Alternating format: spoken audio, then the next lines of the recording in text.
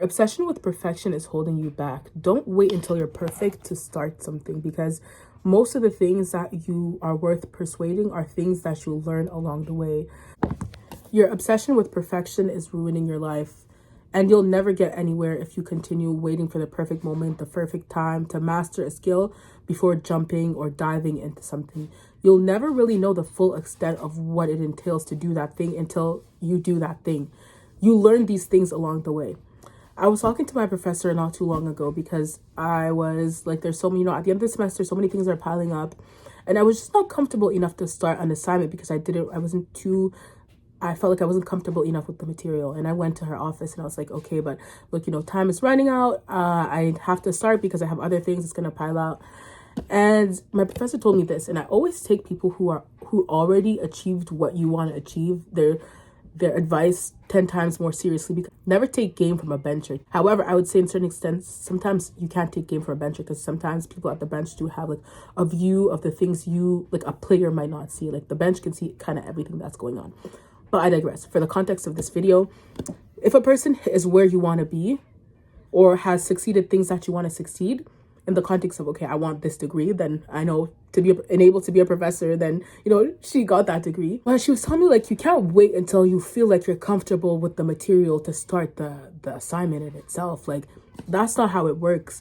It's while you're doing the assignment that will say, okay, hey, how do I implement this? Like, how can I mesh these two concepts together? When you're going to start to, like, apply and do the things for the assignment, you're going to be, hey, okay, wait, I didn't understand this part of the assignment. After that, like, I came home, I was like, okay, let me just start with what I know. And something that usually takes about 2 weeks, to have about 2 weeks to do it, I was able to finish it in less than 48 hours. Just because I was just unsure. I was just waiting for the best moment to feel comfortable enough with the material, but that moment is never going to come. And the actual gag is that you'll become comfortable once you immerse yourself into that. Many things that, I don't know why this is becoming an academic video, but I did a mistake maybe for our first like evaluation.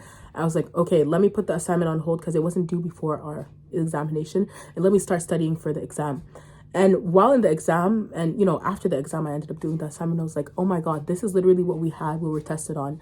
Had I taken the time, even though it wasn't due that time to do it, I would have been more comfortable because I'm like, hey, I did this. Although like I was able to do it, yeah, but it took me much more brain power because I didn't test it like in live, and I didn't see that I was able to do it. Because when you finish an assignment, you know that you did it from start to finish. You did something. It's something concrete. The only way you'll teach someone to swim is when they're in the water with you. You'll tell them, put your feet this way, do this way. But there's so many things that we see ourselves doing, but because we feel like we haven't approached mastery, no pun intended for those of who are taking that class, because we haven't approached mastery in a certain situation, we feel like we have to approach mastery in that situation in order to feel comfortable enough.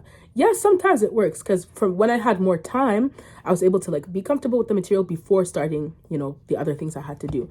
But that's just like a one-off thing. Most of the time, you're going to have to do it scared, do it not understanding, do it on your own. It's like when you're driving at night, like you don't know what's in front of you. You have the headlights that are telling you where to go. So you're trusting that, and every inch is going to give you the next inch. And ultimately, by the time you get done, you're at your destination. But were you able to see your destination from the place you were sitting? No, it took you, okay, let me go this turn, let me go this way. It's the same thing as anything. You can apply this to every single thing. A lot of people are watching this wishing that they started a YouTube channel, wishing that they started a business, a clothing line, wishing that they started doing something, but they're waiting to like study and see what works. You can literally copy paste word for word what a person does, and it will not work for you because you have to see what works for you. There's some people on their first try, they pick their phone up, they post a video, and the rest is history. They can retire their parents, but for some of us, you're just going to learn what does your audience like, what is your editing style. And this is also a very valid journey. The same way the other people will also have a learning curve. Becoming viral fast, a lot of times we think that it's something that, you would love. I mean, who wouldn't? But it also has its learning curve because you have to be able to maintain what you have. So all in all, don't wait until you're a master at something before starting it, because you're never really going to reach mastery in anything in life. Like there's no way. There's subjective standards. You'll never know what it entails to be perfect at a certain thing. So honestly speaking, confidence is the best thing. You have to be fueled by the idea that I'm just going to push through and I'm just going to figure this out. That's the mantra I have, and almost all of the side quests I have, all of the ventures I have. Perfection is holding you back. And they say, you know, that museum of failure or gallery of trying. I don't really think there's anything embarrassing about being seen doing something and just switching course if it doesn't work for you.